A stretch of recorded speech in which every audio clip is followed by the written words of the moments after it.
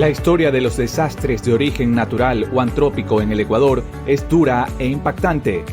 Terremotos, inundaciones, incendios forestales y erupciones volcánicas son algunos de los eventos que han dejado profundas huellas en nuestras poblaciones.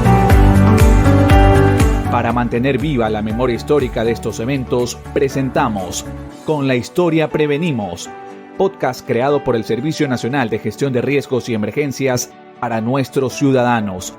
Bienvenidos.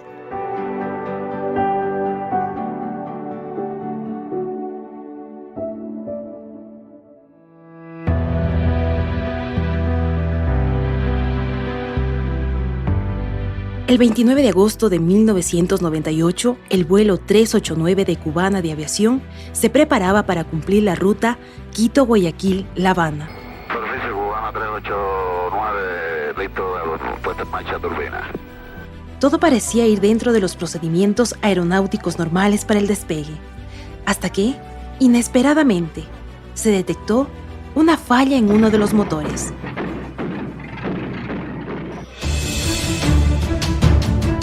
El avión tuvo que ser detenido y los pasajeros tuvieron que esperar 38 minutos hasta que un grupo de mecánicos especialistas solucionó el problema.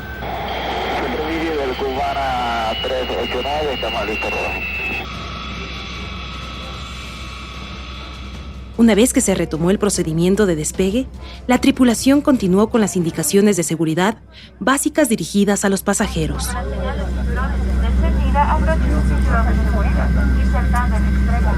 Mientras pasaban los segundos, los pilotos no notaron ninguna anomalía. Sin embargo, pasada la mitad de la pista, surgió un nuevo imprevisto. Los controles de mando no respondían. ¿Qué le pasa a esta mierda? El panorama era desalentador. La aeronave ya había alcanzado una elevada velocidad y la anomalía impedía que el avión pudiera elevarse, lo que pronosticaba un impacto inminente. Uno que nada, yo te digo que hoy me mano. No dije, coño, no sé, no vamos a estrellar para ver con la madre. Ayúdame, tío.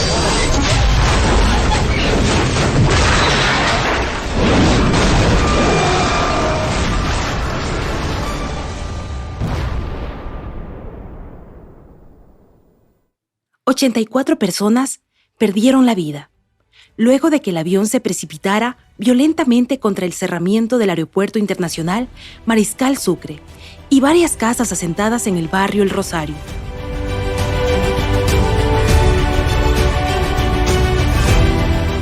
En esta nueva edición de Con la Historia Prevenimos, les contamos lo ocurrido desde las voces de quienes vivieron de cerca este suceso y desde los especialistas que nos ofrecen un análisis sobre los cambios que existen en la actualidad en materia aeroportuaria, aviación y respuesta. Bienvenidos a este nuevo episodio.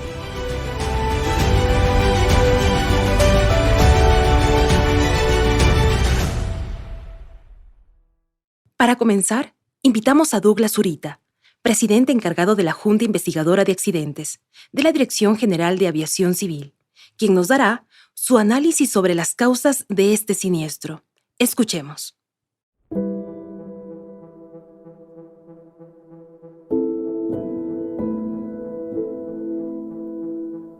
El accidente se debió inicialmente a un procedimiento no completado por parte de la tripulación durante la preparación para el despegue. La tripulación tuvo algún inconveniente para el encendido de los motores, por lo que encendieron en la plataforma 2 motores. Esta era una aeronave de 3 motores.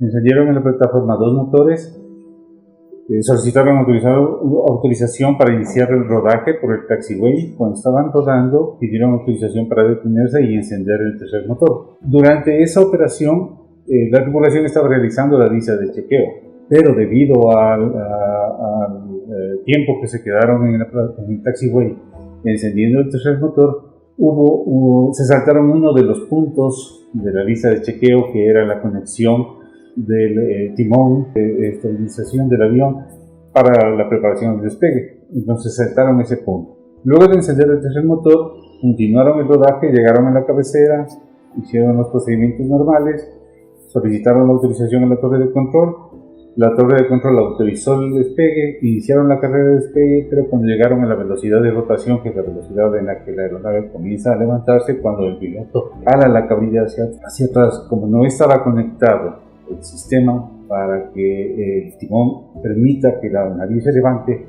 el avión no se levantó. Lo que pasa acá en este accidente fue que el rato que impactaron contra las zonas del cerramiento, la zona de la antena del ILS, pues eso provocó que las alas se partieran. Al partirse las alas, el combustible que está en los tanques sobre las alas comienza a invadir la zona, invadir incluso el avión, y con el contacto de partes calientes como los motores, obviamente se produce ahí el fuego.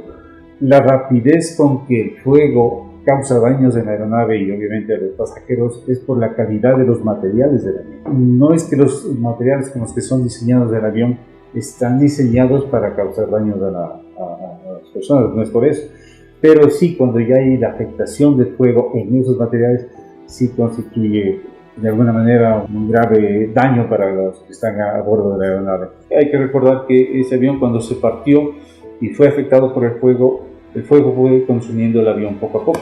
Lamentablemente, en este caso, los pasajeros trataron de salir por la puerta posterior, pero no pudieron porque hubo algún inconveniente para poder manipular la salida de emergencia. Eso se pudo evidenciar porque cuando ya hubo acceso, la descontrolada del fuego y hubo acceso al avión, se encontraron muchos cuerpos en la cola del avión agrupados uno sobre otro. Entonces eso dio a entender de que estaban tratando de operar la salida de emergencia, pero no fue posible. Entonces, una de las recomendaciones tanto para la aviación internacional como para nuestro país fue mejorar o trabajar más en los procedimientos de evacuación, tanto para la gente que va en las salidas de emergencia o cerca de una salida de emergencia, pensando de que de una u otra manera los tripulantes de cabina, los auxiliares, queden inhabilitados para cumplir su función a consecuencia del impacto. Entonces, por eso es que si usted ha viajado en avión, seguramente habrá escuchado de la gente que va en las salidas de emergencia. Ellos reciben un briefing adicional que reciben todos los pasajeros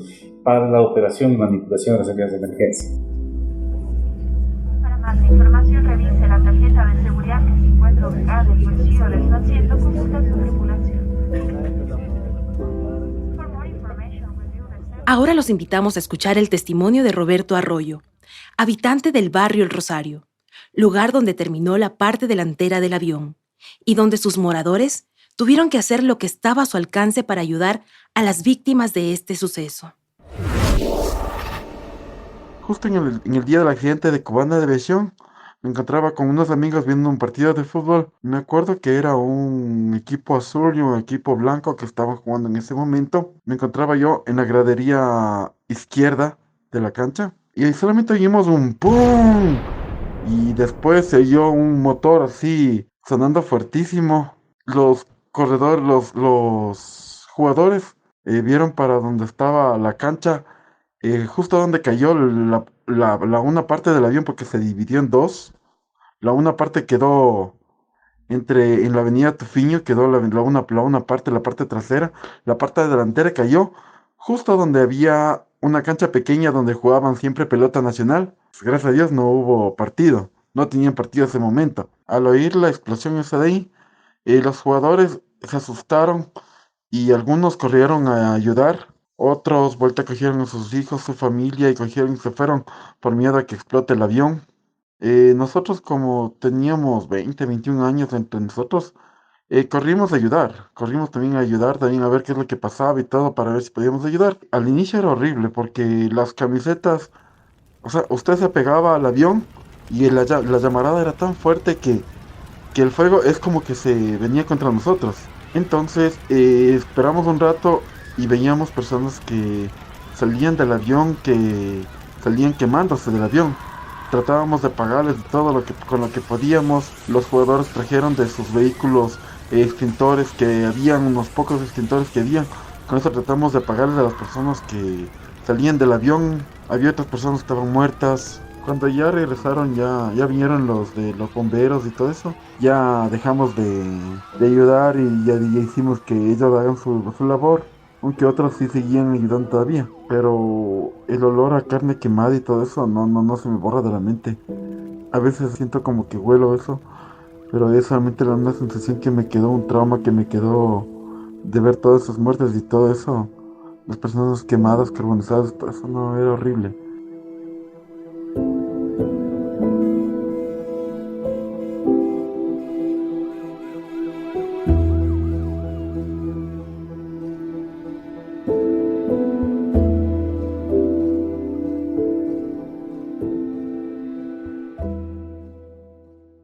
Para explicar cómo era la realidad de las entidades de primera respuesta de esa época frente a este tipo de eventos, conversamos con el comandante Esteban Cárdenas, jefe del Cuerpo de Bomberos de Quito. Escuchemos lo que nos tiene que comentar. A esa fecha nosotros teníamos únicamente 8 estaciones de bomberos, es decir, la estación más lejana al norte de la ciudad se encontraba en San Carlos y una unidad muy pequeña en Carcelén, pero que para esa época era bastante distante. Entonces, yo, un oficial muy joven, recientemente graduado, incorporado al servicio, en esos momentos yo cumplía mis guardias de la estación de la Jipijapa, es decir, al norte de la ciudad, por el sector de la Plaza de Toros. Esa era mi asignación. En ese día no me encontraba yo de guardia específicamente en el cuartel, pero sí en otras actividades institucionales que hizo que respondamos todos, porque no éramos más de 150, 200 personas en bomberos, y cuando había este tipo de emergencias teníamos que activarnos todos, independientemente si estemos de servicio o no.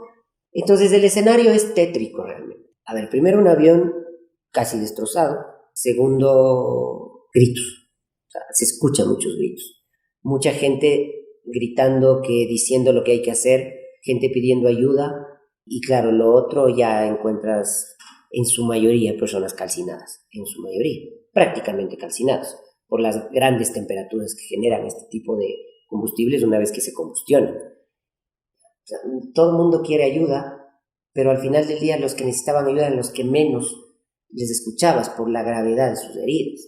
Al final del día tienes más de 80 y algo de personas fallecidas, 89 si no estoy mal, y 30 y algo de personas con vida, pero por sus condiciones no son las que piden ayuda, sino toda la gente, porque aparte en esa época no se delimitaban zonas de seguridad, no había un sistema de comando de emergencias, no había una articulación interinstitucional, es decir, eso era paso de todo mundo. Y también, hay que decir, había gente, mucha gente, que empezó a buscar qué podía encontrar. Tienes la gente que pretendiendo ayudar, gente con conocimiento, gente sin conocimiento, sacando personas, intentando llevarlas, intentando sacarlas, y otro grupo saqueando lo poco que quedó.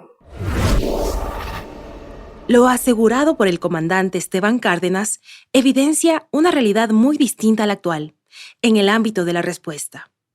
Para analizar los cambios, le pedimos que nos aclare qué es lo que tenemos actualmente y qué es lo que se debe hacer realmente ante un evento de este tipo.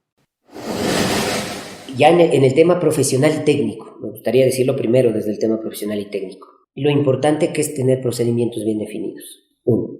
Saber qué hacer, saber determinar zonas seguras para actuación tuya, de tu equipo, y para garantizar no solo la seguridad, la vida, sino también los bienes de quienes son producto de este tipo de eventos. Porque las personas, si quedan con vida, no les gusta perder lo que tienen. Entonces la responsabilidad es precautelar todo. Entonces lo primero, sí, garantizar la seguridad, espacios seguros, y algo que me parece que es fundamental, la articulación entre instituciones. Si no se trabaja en articulación interinstitucional, existe un desgaste de recursos que no merece la pena realmente. Y eso hemos trabajado mucho ahora en la actualidad. Lo importante que es conocerse.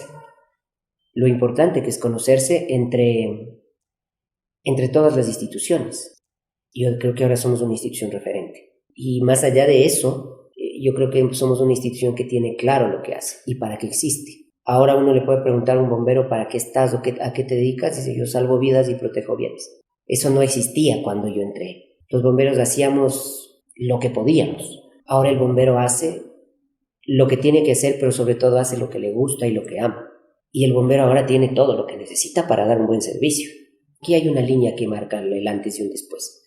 Y eso se marca en el año 2003 a raíz del incendio en el Congreso Nacional.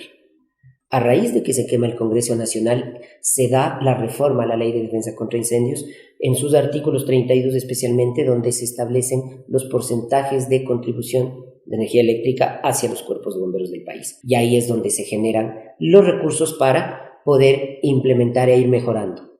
Si llegara a pasar algo en este momento en esta ciudad, que estoy seguro que no va a pasar, las condiciones son distintas porque primero tenemos un aeropuerto que está a la deriva. Es decir, no va a haber el riesgo, a no ser que haya un accidente en zonas urbanas, que es muy, muy complicado por cómo funcionan los sistemas de aeronavegabilidad.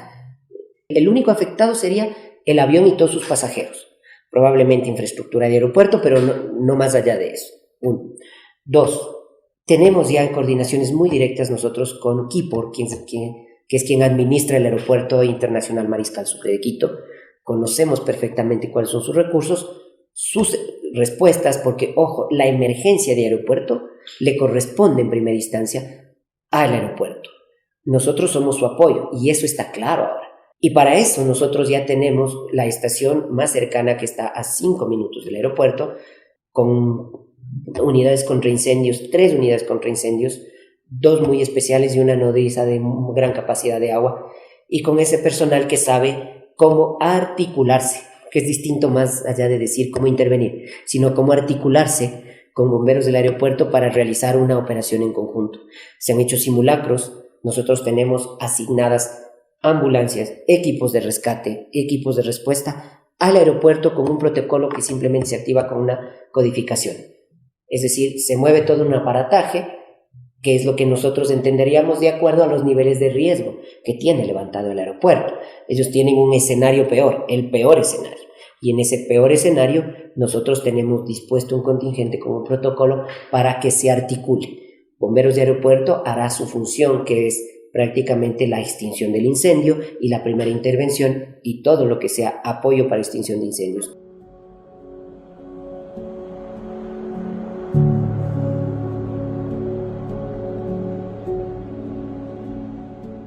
Para quienes viven en los sectores cercanos al antiguo aeropuerto, es un alivio no tener de cerca las operaciones aéreas que se reportaban día a día. Uno de sus habitantes es justamente Tránsito María Chaguamate, quien se salvó de sufrir el impacto del avión, pese a que su casa estaba situada en el mismo trayecto que recorrió la aeronave.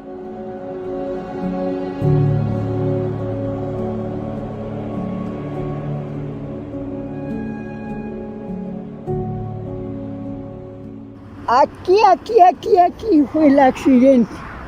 Ahí vivía yo recto del poste, ahí había mediaguas, había mecánicas. Yo también vivía ahí falleció un señorcito que era mecánico. El avión, yo estaba ahí de donde salí ahora, ahí estaba pidiendo agüita para traer, para cocinar, porque era de 12 a 1 de la tarde, porque salí a pedir la agüita, por eso me salvé, vea, y no. Gracias a mi papito Dios, Él es tan bueno también conmigo. Todo así como un tractor se fue hasta el filo que ya es la cancha, conoce, hasta allá se fue el avión.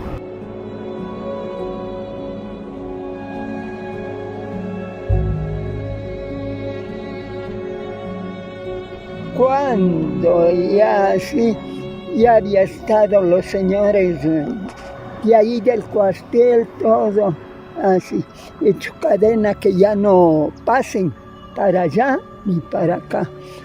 Cuando yo le digo, señorcito, le digo, me voy a ver mi cuartito, le digo, yo vivo ahí, le digo, me voy. No, mijita, dice así, no, mijita, no pasa. El accidente se fue, dice, arrasando todo. Ya no había ver su cuarto.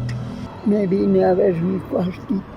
Y así, vea, mi cuartito, solo mi cuarto, así, paradito. Eso le digo como una jaulita y cuartito. El resto, eso le digo como tractor. ¿Cómo no voy a llorar? ¿Cómo no voy a llorar de él? Y no ve que eso le digo a mi vecino que nos llevábamos muy bien, el desaparecido, y se ha muerto. No ve que lo que ha caído era una media así larga. Él por el trabajito tenía para acá. Yo, pues, discúlpeme, pero mis animalitos tenía para el fondo. Y él había fallecido, se le había caído el techo, las paredes encima de él.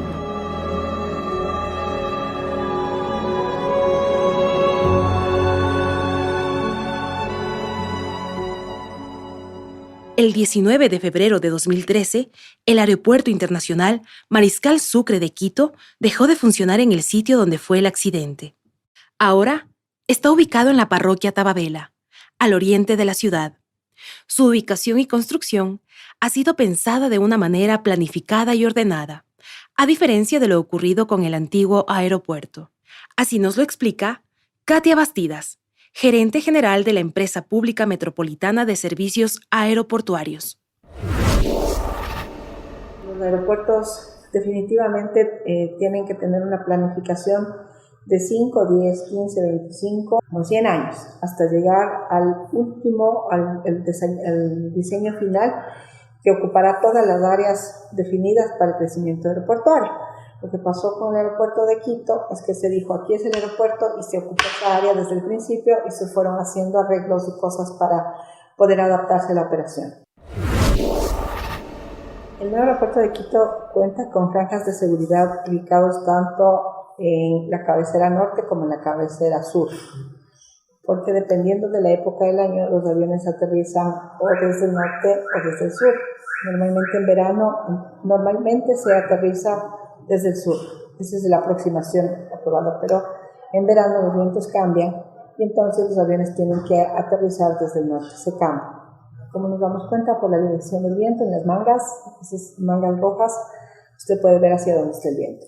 Entonces el aeropuerto cuenta no solo con eso, no solo con el área de Resa, ya tenemos el espacio suficiente para eso. En Quito no teníamos, no era que no tenía el espacio porque no quisieron, era porque definitivamente no se contaba con espacio para crecer y poner todas estas seguridades. Acá ya tenemos, y fue planificado así. Ahora los invitamos a escuchar a José Vela, gerente de control de la Empresa Pública Metropolitana de Servicios Aeroportuarios, para que nos explique con mayor detalle sobre las características de la zona de seguridad que debe existir en todo aeropuerto, término conocido como RESA. El RESA es un área para detención de aeronaves, exactamente, ese es en español diríamos la definición. Es un área no compactada de terreno en donde el avión eventualmente cuando termina la pista en sí podría enterrar, sería el término más adecuado, el tren de aterrizaje y detener la carrera del avión en tierra. Esa sería la definición del RESA, que como Katia dice, es en el aeropuerto antiguo no había. Antes llegaba a la pista, inmediatamente había la vía de circulación perimetral del aeropuerto, que tenía unos 5 metros de ancho y enseguida estaba ya el cerramiento. Entonces no había dónde crecer. Claro, eran aeronaves mucho más lentas, mucho más pequeñas. La pista del aeropuerto tenía 3.120 metros, la de aquí actual tiene 4.000 metros, o sea, 980 metros más de pista es un montón, es bastante para y el aeropuerto de allá había que hacer procedimientos operacionales especiales, por ejemplo, cuando aterrizó el Airbus 340-600 de Iberia, por ejemplo, que es un avión en categoría F, por el tamaño del monstruo ese, o los MD-11, había que hacer realmente unos estudios, a veces que sale o no sale el avión, y tenía muchas restricciones, porque tienes al fondo el monte Casitagua, o en el sur el Panecillo, siempre está lejísimo. En aviación eso es un suspiro. Entonces Básicamente son las diferencias abismales que hay entre el uno y el otro.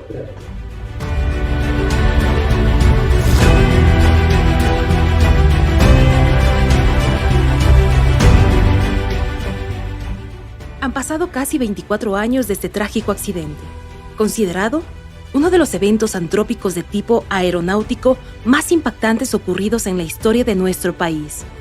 Pese a que Ecuador, en 1994, perdió la categoría privilegiada de aviación mundial, se ha ido mejorando en la implementación de procedimientos, guías y manuales para garantizar la seguridad aérea. Tal es así que con los años se recuperó esa categoría y en la actualidad, Ecuador cumple altos estándares en relación a seguridad operacional. Solo en el año 2021, nuestro país alcanzó un porcentaje de implantación efectiva del 89.93, ubicándose a nivel mundial en el puesto 32 y en Sudamérica en el 5º lugar. Estas son cifras muy positivas frente a las adversidades que tuvimos que enfrentar en el pasado, lo que demuestra el Ecuador resiliente que somos.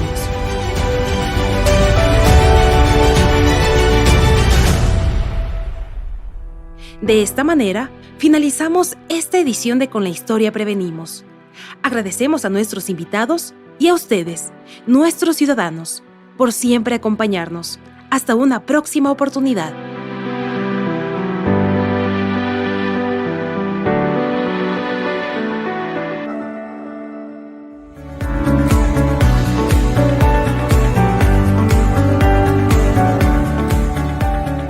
El podcast Con la Historia Prevenimos es un producto comunicacional creado por el Servicio Nacional de Gestión de Riesgos y Emergencias para nuestros ciudadanos.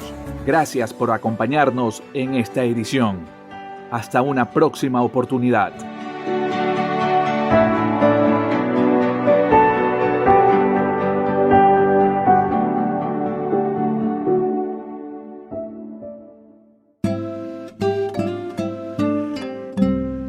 Gobierno del Encuentro.